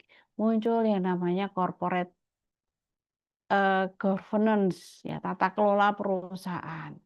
Tujuannya adalah untuk apa bahwa perusahaan itu ya harus dikelola dengan sebaik-baiknya, ada aturan-aturannya. Cara pengelolaannya bagaimana ya? Perusahaan harus mempunyai organ yang namanya Dewan Komisaris, Komisaris Independen, Komite Audit, dan seterusnya. Dan akhirnya itu menjadi hal yang wajib di seluruh perusahaan di dunia ya, bahwa perusahaan itu wajib menerapkan yang namanya corporate governance. Oke, kemudian itu berjalan berapa tahun? 2001 ya sampai dengan sekarang, kemudian muncul wacana baru lagi, ya bahwa investor itu tidak hanya puas dengan laba, kemudian dengan baiknya perusahaan ke lingkungan sekitar dan SEG aja, tapi investor itu juga ingin memastikan ya di sini ya, investor ini ingin memastikan bahwa perusahaan itu ya meskipun labanya tinggi, dia sudah melakukan tanggung jawab sosial dan kemudian dia juga menerapkan tata kelola dengan baik, investor itu dan para stakeholder lainnya ya, jadi tidak hanya investor saja ternyata. Para stakeholder itu juga ingin dapat kepastian. Ya, kepastiannya apa? Bahwa mereka realistis ya, bahwa yang namanya zaman itu semakin ke sini kan semakin ke sana katanya begitu ya, bahwa industri itu berkembang terus sehingga mengakibatkan sumber dayanya itu juga terbatas. Sumber daya yang tadinya hanya digunakan oleh beberapa perusahaan, bertambahnya perusahaan otomatis kan sumber dayanya semakin mengecil, masing-masing perusahaan memiliki porsi yang mengecil. Sehingga dimungkinkan juga nanti suatu ketika perusahaan tersebut tidak dapat mengelola sumber daya dengan baik, kemudian berhenti di tengah jalan, bangkrut, dan seterusnya. Dan mereka, para stakeholder ini sudah terlanjur menggantungkan hidupnya ya pada perusahaan yang bersangkutan. Sehingga si para stakeholder ini ingin kepastian, makanya muncul yang namanya EGSEE ini. Makanya di sini ada 5 dimensi. Ekonomi, tata kelola, sosial, etika, dan lingkungan. Kenapa kok ada 5? Ya, berdasarkan riwayat tadi itu, bahwa perusahaan itu tujuannya mengancari laba, profit. Ya, berarti ekonominya dia harus baik, profitnya harus baik untuk memastikan itu. Ketika ekonominya baik, maka ya itu 1 dari 5 itu sudah kepegang bahwa perusahaan itu akan berlanjut terus. Ya, bohong kalau umpamanya tata kelola sosial, etika, dan lingkungan itu baik semua, tapi ekonominya dia nggak jalan, produknya nggak laku, perusahaan bisa sustain. Bohong. Ya, yang utama itu adalah ekonomi. Ketika ekonomi perusahaan itu berjalan dengan baik, maka dipastikan perusahaan itu bisa sustain. Hanya cara pengelolaan sampingannya itu yang perlu lebih perketat. Kemudian yang kedua adalah dimensi yang kedua dari IGSEE ini adalah tata kelola. Setelah penjualannya tinggi, ya perusahaan berkelimpahan profit dan seterusnya, otomatis akan menimbulkan beberapa fraud ya, atau mungkin ada kepentingan-kepentingan yang ingin diakomodir, yang mana kepentingan tersebut bisa jadi merugikan perusahaan. Makanya dilakukan tata kelola bahwa perusahaan itu ya mau labanya itu tinggi atau tidak, produknya laku atau tidak, ya harus dikelola dengan baik. Kalau perusahaan sudah dikelola dengan baik, otomatis bisa meminimalkan terjadinya kecurangan. Dan kalau sudah kecurangan bisa diminimalisir dan semua sudah satu kata ya bahwa tata kelola perusahaan itu harus dijalankan dengan baik, maka ya akan lebih gampang lagi untuk merangkul semua komponen perusahaan mencapai target profit itu tadi. Kemudian sosial, ya perusahaan sekali lagi sumber dayanya terbatas dan pemilik sumber daya itu bisa jadi adalah lingkungan sekitar. Contoh, air mineral ya yang katanya banyak ada manis-manisnya atau ada kecut-kecutnya itu kan suatu industri yang mana dia menggunakan bahan baku atau sumber daya yang berasal dari lingkungan sekitar.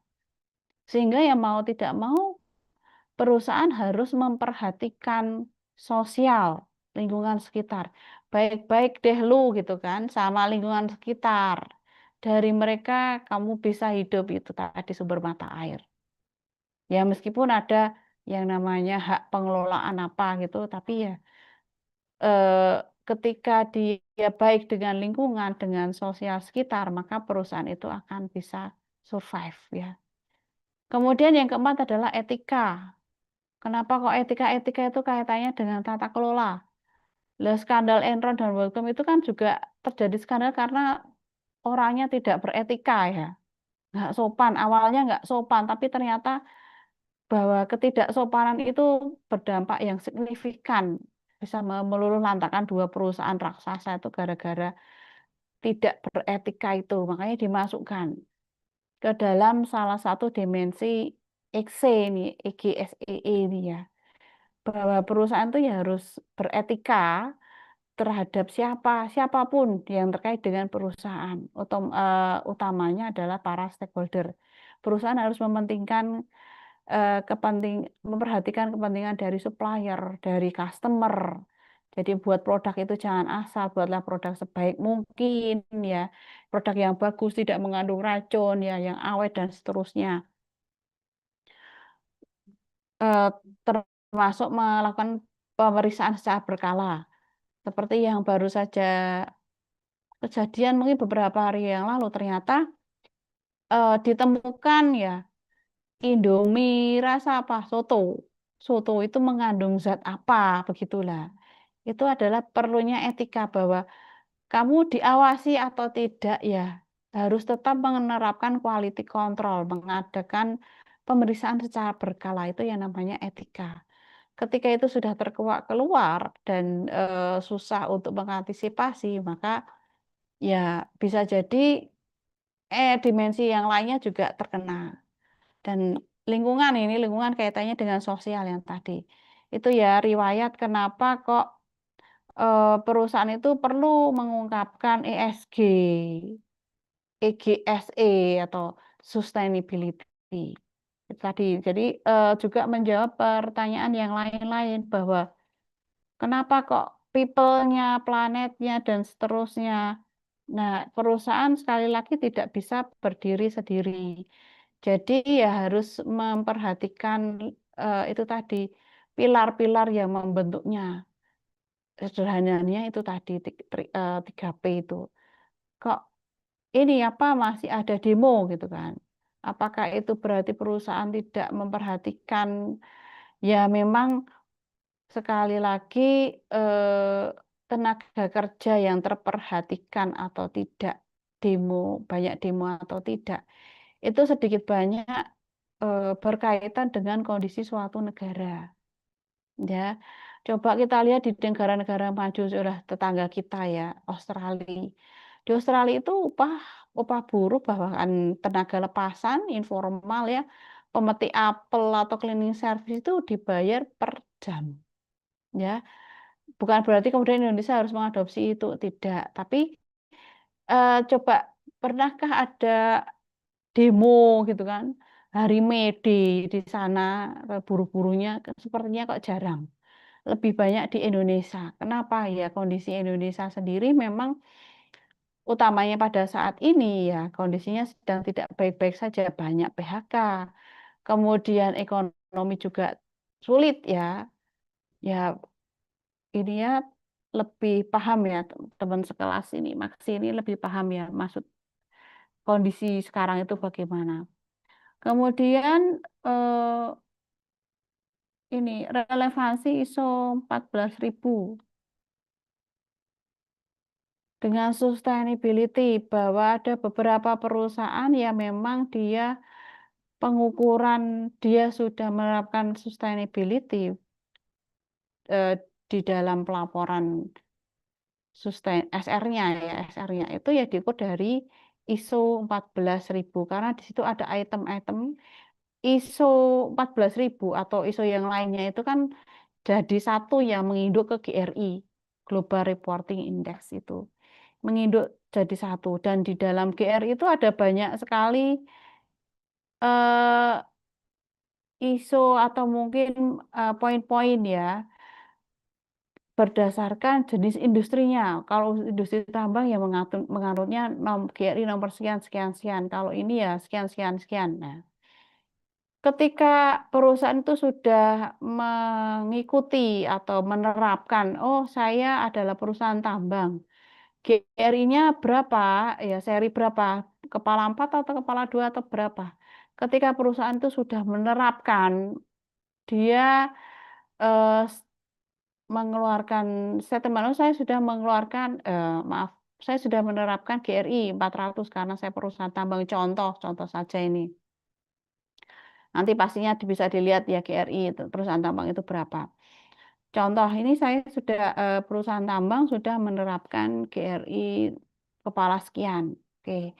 Di SR saya, di perusahaan saya. Nah, terus pastinya stakeholder itu akan meminta yang namanya assurance, jaminan. Buktinya apa gitu kan ke perusahaan? Buktinya apa kamu kok sudah klaim GRI poin sekian ya, buktinya apa? Lah buktinya itu ada keluar yang namanya ISO 14.000, ISO sekian sekian sekian itu untuk sarana validasi bahwa perusahaan yang bersangkutan itu memang sudah secara baik ya menerapkan poin-poin GRI di dalam perusahaannya dan otomatis ya dilaporkan ke SR itu tadi. Terus di sini ada proses ini ya, ada informasi keberlanjutan ya yang dilaporkan perusahaan. Di bukunya Reza itu menyatakan bahwa SR itu masih bersifat sukarela. Cuma ya Reza itu bukunya tahun 2007. Jadi mungkin sekarang dibilang sukarela betul pada masa itu memang sukarela. Tapi di masa sekarang setelah sekian tahun ya bisa jadi SR itu menjadi sesuatu hal yang wajib seperti halnya CSR. Dan SR ini ya informasi keberlanjutan ini dapat digunakan perusahaan untuk berbagai tujuan. Contohnya ini memberikan potensi risiko dan return ya. Bahwa perusahaan yang dia bisa publish laporan keberlanjutan dan amat sangat meyakinkan. Bisa jadi perusahaan tersebut akan mendapatkan investor yang qualified dan bagus. Ya. Karena para investor tersebut bisa diyakinkan, oh ini perusahaan akan berlanjut terus. Buktinya apa? Ini ada laporan tidak hanya di annual report tapi juga ada di SR-nya. Kemudian yang kedua adalah mengevaluasi kualitas manajemen. Bahwa laporan keberlanjutan yang disiapkan dengan proper itu menunjukkan bahwa pihak manajemen itu memang benar berkualitas, qualified, dan SDM-nya memang mumpuni. Ya. Dan yang ketiga terlibat dengan perusahaan dan menginformasikan proxy voting. Ini bisa jadi perusahaan akan memilih untuk melaporkan keberlanjutannya, publish atau tidak, seberapa banyak begitu. Itu akan perusahaan akan bisa jadi perusahaan akan melakukan voting seberapa banyak sih yang bisa kita publish. Jangan semua gitu kan. Nanti ada beberapa informasi penting yang terpublish ke masyarakat luas. Kemudian mengembangkan produk atau portofolio investasi yang customized Customize itu berarti dibuat secara khusus untuk masing-masing pemangku kepentingan. Jadi untuk investor itu produk atau portofolionya seperti ini, untuk yang lainnya kreditur seperti ini, bisa jadi dibuat begitu, jadi customize. Dan menilai pengelola aset. Itu adalah beberapa informasi keberlanjutan yang dapat digunakan untuk tujuan itu tadi, untuk menilai pengelola aset. Dan proses pelaporan keberlanjutan itu ya, namanya proses pasti ada input, proses, dan output. Inputnya dari mana? Dari dokumen sumber peristiwa transaksi yang berkaitan dengan kinerja. Ini adalah input dari proses pelaporan keberlanjutan. Prosesnya berupa apa? Ya, mengklasifikasikan, mengukur, mengakui, dan melaporkan, ya kan? Perusahaan mengklasifikasikan dulu. Biasanya perusahaan saya, perusahaan tambang itu ya, limbahnya itu berupa apa? Itu kan mengklasifikasikan, mengidentifikasi dan mengklasifikasikan.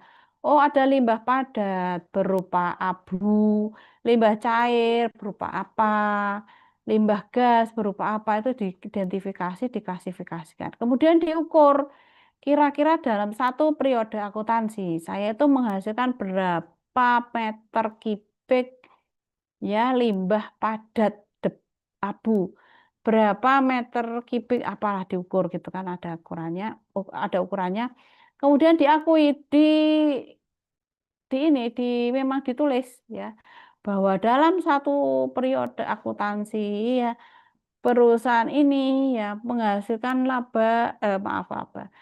limbah cair sebegini banyak, limbah padat sebegini banyak. Kemudian ada laporan lagi, itu belum selesai, ada laporan lagi bahwa limbah-limbah itu akhirnya kemudian kami rubah ya. Yang abu sekian meter ton kubik itu abu dari sisa pembakaran. Kalau mungkin hanya pembakarannya sampah ya hilang udah abunya. Lah ini ternyata yang dibakar adalah ini komoditas tambang yang mana tontonan pastinya abunya juga sangat banyak. Terus bagaimana perusahaan di situ dilaporkan, oh saya sudah melakukan pengolahan lebih lanjut sehingga abu tersebut ya limbah padat tadi berupa abu itu bisa menjadi sesuatu hal yang manfaat, yaitu menjadi paving begitu bisa jadi ya. Kemudian outputnya merupakan laporan keberlanjutan atas kinerja yang dihasilkan mengungkapkan KPI keuangan dan keuangan dia. Tadi itu diceritakan outputnya. Bahwa perusahaan limbahnya ini berapa sudah saya apakan saja ya, terus jadinya ini. Terus di situ nanti ada outputnya, ada laporan lagi. Tahun kemarin itu limbah saya sekian, tahun ini mengalami penurunan karena saya sudah bisa mengolahnya dan seterusnya. Itu adalah output dari pelaporan keberlanjutan. Kelihatannya simpel, tapi kenyataannya tidak sesimpel yang dilihat ini ya. Kemudian tujuan pelaporan keberlanjutan ini tadi ya sudah disinggung oleh kelompok 1 ya. Yang jelas karena sekarang itu dunia iklimnya sedang memperhatikan namanya keberlanjutan dan seterusnya ya. Sebaiknya perusahaan yang ingin survive yang ikut juga. Intinya itu. Ini ada beberapa tujuan yang hendak dicapai. Ini juga masih ya. Ini. Kemudian ada prinsip-prinsip pelaporan keberlanjutan antara lain materialitas, inklusivitas pemangku kepentingan, konteks keberlanjutan, kelengkapan dan akurasi, terukur dan dapat diverifikasi, transparansi dan standarisasi. Jadi ini prinsip-prinsip dari pelaporan keberlanjutan ini kalau diperhatikan sedikit banyak itu mirip dengan prinsip yang ada di kerangka konseptual ya. Ada yang namanya kelengkapan dan akurasi, terukur, transparansi, kemudian ada materialitas, itu adalah beberapa prinsip yang ada di kerangka konseptual. Jadi, memang bagian dari kerangka konseptual ini ya, praktek akunting ini ya. Dan di sini di bukunya Reza ya menyatakan bahwa laporan keberlanjutan biasanya bersifat sukarela, dibuat ketika dibutuhkan dan seterusnya pada masa itu. Sekarang ya beda lagi. Dan ini adalah hasil survei sebenarnya ya. Kenapa sih kok perlu standarisasi pelaporan keberlanjutan? Oh, untuk mengevaluasi kegiatan keberlanjutan ini adalah alasan yang pertama sebanyak 76%. Sampai alasan yang terakhir yaitu mengawasi pelaksanaan prosedur integrasi. Ya, dari yang mengevaluasi kegiatan keberlanjutan masih perlu atau tidak sampai dengan mengawasi pelaksanaan prosedur integrasi keberlanjutan. Nah, ini jadi ketika pelaporan sustainability itu menjadi hal yang wajib, maka perlu dilakukan standarisasi. Untuk apa? Ya supaya bisa seragam antara satu perusahaan dengan perusahaan lain yang industrinya sama. Ketika sudah sama, ada standarnya, maka bisa dikomparasi. Yang kedua, kok ini sama-sama perusahaan food and beverages, saya begini, kok si itu begitu. Ya, kan nggak bisa dibandingkan, harusnya ya ada satu standar. Membangun konsistensi dalam membuktikan jaminan atas laporan keberlanjutan, mempromosikan transparansi, penggunaan kembali dan analisis informasi keberlanjutan. Jadi ketika perusahaan itu menyusun dan mempublikasikan laporan keberlanjutan periode ini ya sudah itu nantinya akan dipakai di periode yang akan datang, penggunaan kembali. Untuk melihat apakah ada penurunan yang signifikan atau adakah kenaikan yang di luar perkiraan gitu kan. Dan menciptakan peluang untuk penggunaan informasi keberlanjutan yang lebih luas sampai ini bahasa pelaporan bisnis yang diperluas dengan XBRL ini. Berikutnya, oke, ini ada promosi pelaporan keberlanjutan ya. Kalau sekarang sudah wajib ya tidak perlu dipromosikan ya karena ya mau nggak mau, suka tidak suka harus ini membuat pelaporan keberlanjutan. Oke. Masa depan, oke. Langsung ini. Kemudian ketika sustainability itu diabaikan ya, dampaknya apa? Yang jelas perusahaan tidak sustain lagi ya. Tidak sustain lagi karena apa? Mereka tidak bisa meyakinkan pada para pemangku kepentingan bahwa perusahaan mereka akan bisa survive, sustain seterusnya. Ya, kok buktinya apa lah itu? Lah dia nggak publish kok laporan keberlanjutan kan publik atau pemangku kepentingan kan nggak tahu ini perusahaan bisa sustain atau enggak. Dia nggak publish kok, jangan-jangan besok bangkrut gitu kan. Kemudian mengalami risiko yang lebih tinggi. Nah, ya memang sudah diwajibkan, kenapa tidak melakukan? Nah, itu kan berarti resiko. Dan ini ada beberapa resiko lainnya seperti kehilangan izin operasi, kehilangan kepercayaan pelanggan, ya kan?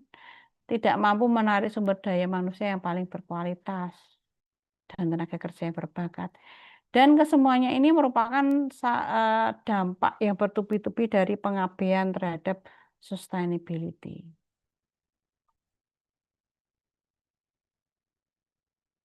Format dan isi laporan keberlanjutan yang ada tidak standardized ini ya. Dan beragam dalam kualitas dan keandalan ini ya. Yang perlu diperhatikan adalah formatnya harus sama semua.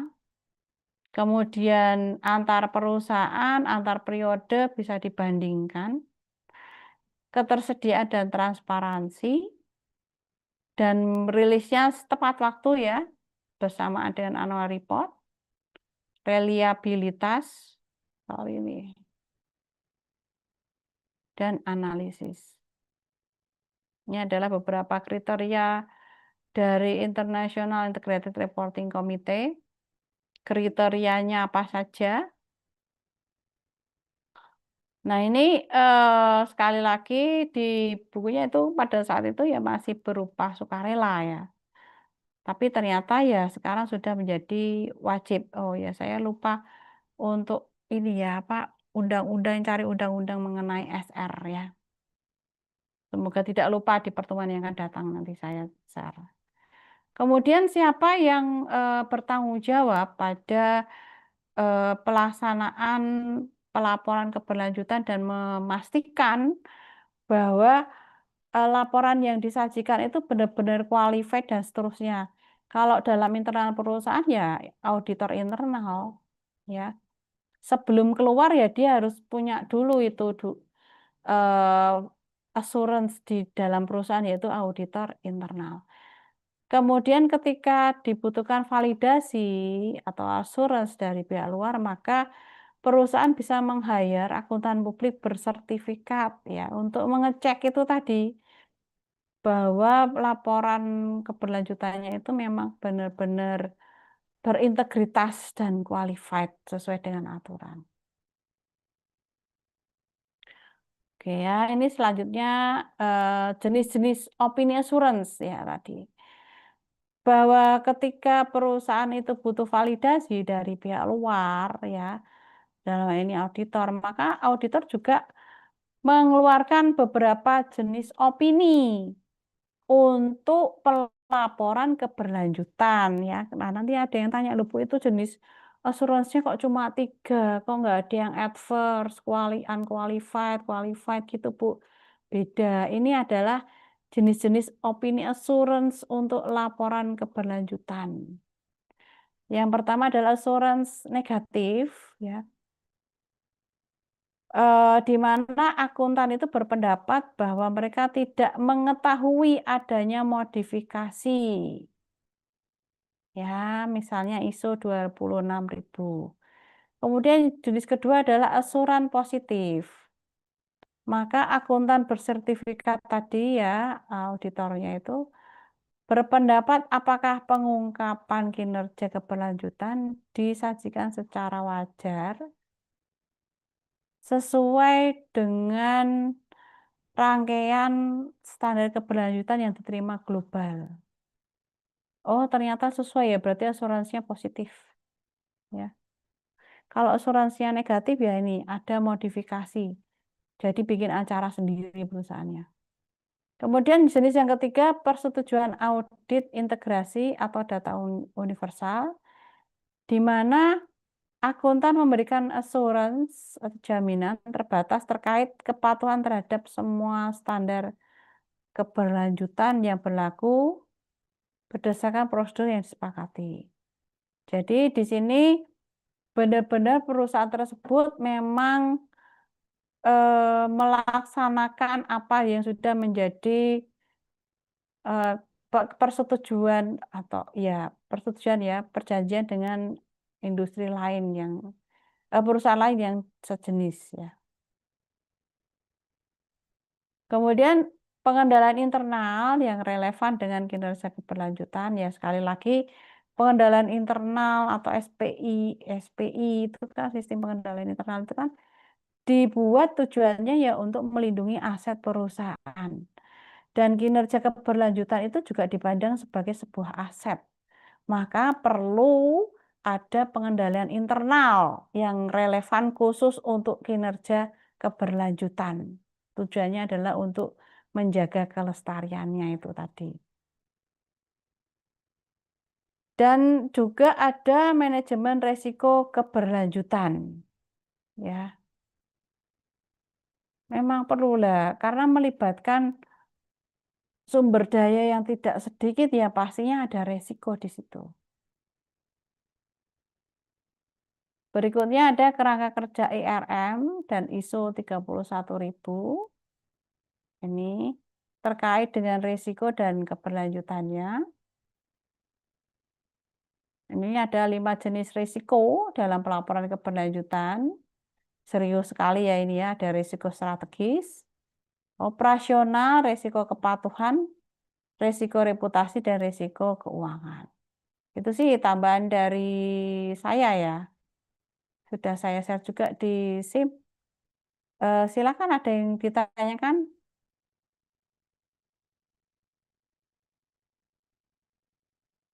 Ada yang ditanyakan atau Bu sudah pedes ini Bu mata saya gitu kan? Sepertinya enak kuliah sore ya. Kuliah sore ya pulang kerja tapi kan masih seger, ada seger-segernya. Kalau sudah jam segini, waduh alamat ini ya. Mendengar penjelasan itu seperti diceritani, tahu-tahu udah pindah alam mimpi, gitu kan. Oke ya, kalau tidak ada pertanyaan ya saya akhiri sampai sekian. Nanti dilanjutkan minggu depan, insya Allah ketemu lagi. Nanti kelompok 2 dipersiapkan dengan baik. Terima kasih. Wassalamualaikum warahmatullahi wabarakatuh. Waalaikumsalam warahmatullahi wabarakatuh. Terima kasih, Bu. Terima Terima kasih, kasih, Bu Dita. ya. Sehat selalu, Bu. Ye, Waalaikumsalam. amin. Ya.